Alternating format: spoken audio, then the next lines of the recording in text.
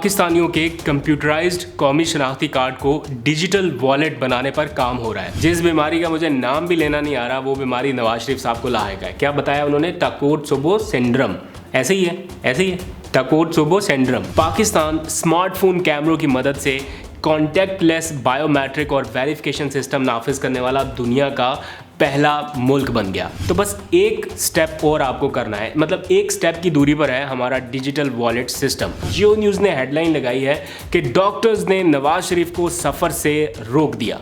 मैं ये सोच रहा था, खबर ऐसे लगाई है जैसे नवाज शरीफ साहब टिकट साथ में लेकर बैठे थे कि बस रिपोर्ट आए और मैं सफ़र के लिए निकलूँ। बिस्मिल्लाहिर्रहमानिर्रहीम, अस्सलाम वालेकुम। मैं हूँ अब्दुल कादिर और आप देख रहे हैं आपका अपना यूट्यूब चैनल। मंगल के रोज़ अमूमन वज़ीर-ए-आज़म की ज़ेर सदारत वफाकी काबीना का इजलास होता है, लेकिन आज चूँकि वज़ीर-ए-आज़म को बहावलपुर के एक रोज़ा दौरे पर रवाना होना था, इसलिए काबीना का इजलास नहीं हुआ। वैसे भी वज़ीर-ए-आज़म 2 दिन से बनी गाला में कुछ अहम मुलाकातें कर रहे हैं, और जब मैंने मालूम किया तो ज़राए ने बताया कि दौरा चीन की तैयारियां एक्चुअली हो रही हैं और वज़ीर-ए-आज़म कुछ अहम ब्रीफिंग्स ले रहे हैं। परसों यानी 3 फरवरी से उनका ये दौरा शुरू हो जाएगा। 5 रुकनी वुज़रा का वफ़द भी उनके हमरा होगा।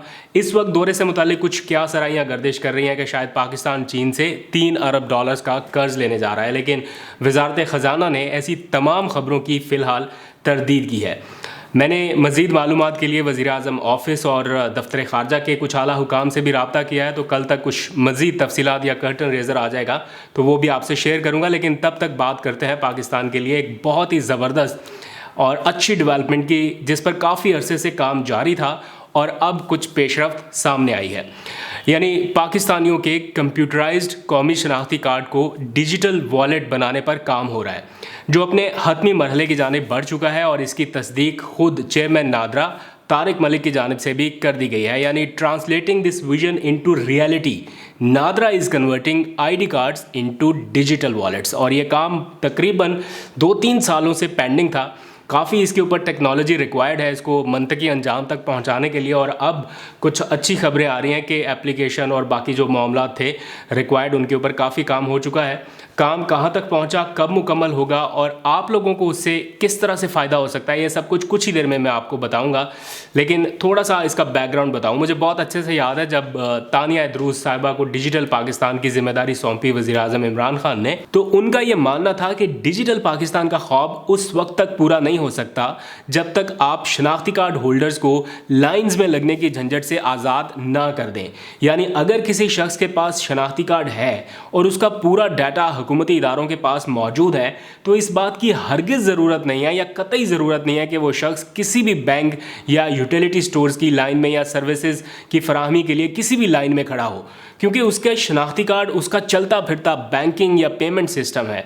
तो ATM हो, ड्राइविंग लाइसेंस हो, नेशनल ID से जुड़ा कोई भी काम हो, वो सिर्फ उस डाटा के साथ या उस एक चिप में मौजूद हो सकता है जो आपके शनाख्ती कार्ड में डाली जा चुकी है। और ये इसीलिए शनाख्ती कार्ड को डिजिटल किया गया था या वो कंप्यूटराइज्ड शनाख्ती कार्ड किया गया था, लेकिन उसका फिर उस तरह से फ़ायदा नहीं उठाया जा सका। तो तानिया इदरूस साहिबा तो चली गई, लेकिन इस सिलसिले में जो बराह रास्त और सबसे बड़ा स्टेक होल्डर इदारा था, national database and registration authority यानी नादरा, उनके बैकएंड पर यह काम मुसलसल जारी था और आज की तारीख में भी जारी है। कंप्यूटराइज्ड कौमी शनाख्ती कार्ड को डिजिटल वॉलेट में बदलने के लिए जो दरकार मैकेनिज़्म है या मोबाइल एप्लीकेशन है, उस पर काम मुकम्मल कर लिया गया है और मुमकिन तौर पर इसी साल इस एप्लीकेशन की एक अपडेट सार्फिन को मुहैया कर दी जाएगी।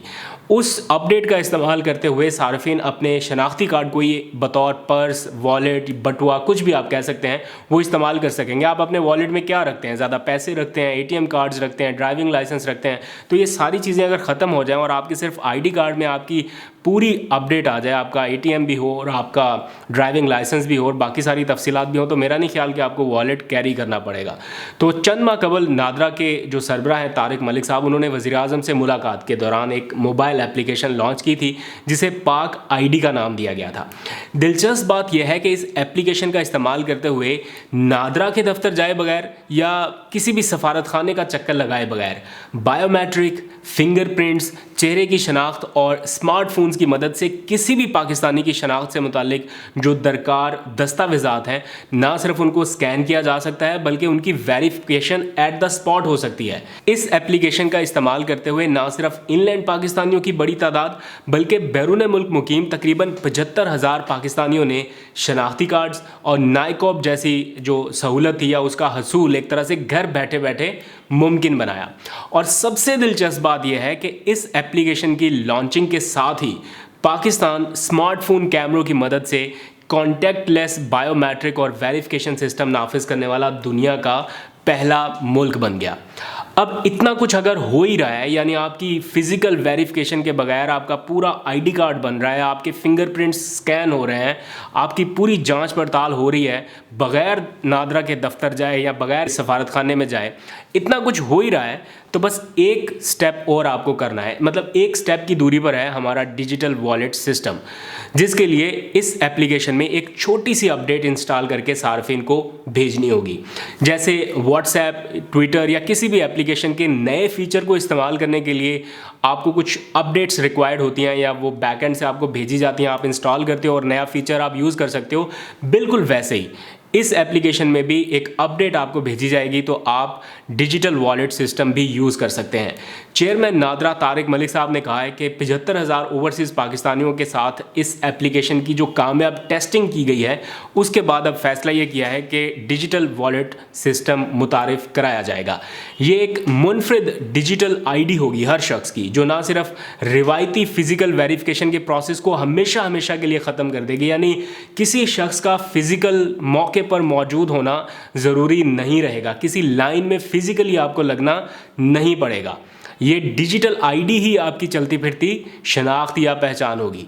और इसके साथ साथ नेशनल आईडी इकोसिस्टम जो है उसमें एक इनकलाब आ सकता है। ये चेयरमैन नादरा तारिक मलिक साहब कह रहे हैं, क्योंकि उनकी काफ़ी एक्सपर्टीज़ है इस सारे मामले पर, इसको वो बहुत क्लोज देख रहे हैं। उन्होंने कहा है कि ये मंसूबा लॉन्च होते ही इस टेक्नोलॉजी के ज़रिए रिमोट आइडेंटिफिकेशन, फिर डिजिटल कॉन्टैक्टलेस बैंकिंग, फिर मालियाती लेन देन, फिर कारोबार में आसानी और ई गवर्नेंस जैसे जो इकदाम हैं उनमें हैरानकुन और मुस्बत नताइज सामने आएंगे। तो मैं तो इस ज़बरदस्त इनोवेशन से एक तरह से बड़ा मुतासिर हूँ, बड़ा एक्साइटेड हूँ इसको देखने के लिए कि ये कैसा होगा वो मैकेनिज़्म और किस तरह से वर्क करेगा। इसको सेव रखने के लिए 2 फैक्टर ऑथेंटिकेशन का प्रोसेस भी शामिल किया गया है। आप इस बारे में क्या सोचते हैं? आपकी क्या राय है? क्या कोई और किसी और मुल्क में बैठा इसको एक्सपीरियंस कर रहा है या नहीं? अपनी राय कमेंट सेक्शन में ज़रूर दीजिएगा। और जाते जाते थोड़ा सा जिक्र नवाज शरीफ साहब का भी करना है। उस बीमारी का जिसका नाम लेना भी मुश्किल है, वो बीमारी नवाज शरीफ साहब को लगी हुई है। और आज उन्होंने ताज़ा तरीन अपनी जो मेडिकल रिपोर्ट्स हैं वो लाहौर हाई कोर्ट में जमा करा दी हैं, जिसके मुताबिक उन्हें क्या बताया उन्होंने, टाकोत्सुबो सिंड्रोम, ऐसे ही है टाकोत्सुबो सिंड्रोम, तो वो बीमारी है उनको। तो दिलचस्प बात यह है कि सारी दुनिया को बताया गया है कि नवाज शरीफ साहब के डॉक्टर्स जो हैं वो लंदन में हैं और वहाँ पर उनका इलाज चल रहा है, लेकिन आज जो मेडिकल रिपोर्ट भेजी है वो अमेरिका के डॉक्टर से लिखवा कर भेजी है। तो रिपोर्ट्स के मुताबिक नवाज शरीफ इस वक्त शदीद दबाव का शिकार हैं। बेगम की जुदाई का दुख अलग है और इस दौरान मुकम्मल इलाज के बगैर उन्हें वतन वापस भेजना नुकसानदेह हो सकता है, ये मेडिकल रिपोर्ट में लिखा गया। जिसके बाद जियो न्यूज़ ने हेडलाइन लगाई है कि डॉक्टर्स ने नवाज शरीफ को सफ़र से रोक दिया। मैं ये सोच रहा था, खबर ऐसे लगाई है जैसे नवाज शरीफ साहब टिकट साथ में लेकर बैठे थे कि बस रिपोर्ट आए और मैं सफ़र के लिए निकलूं। खैर, मेडिकल रिपोर्ट पर सोशल मीडिया पर और इलेक्ट्रॉनिक मीडिया पर एक अलग किस्म का शोर शराबा और डिस्कशन जारी है। हुकूमती तर्जुमान ये कह रहे हैं कि मेडिकल रिपोर्ट में बज़ाहिर डॉक्टर्स ने नवाज शरीफ को दूसरी शादी का मशवरा दिया है। ये तो लिख दिया कि बेगम की जुदाई से नवाज शरीफ साहब का दिल टूटा हुआ है और वो इस हालत में कैद नहीं काट सकते, लेकिन ये लिखना भूल गए कि दिल खुश रखने का क्या तरीक़ाकार है।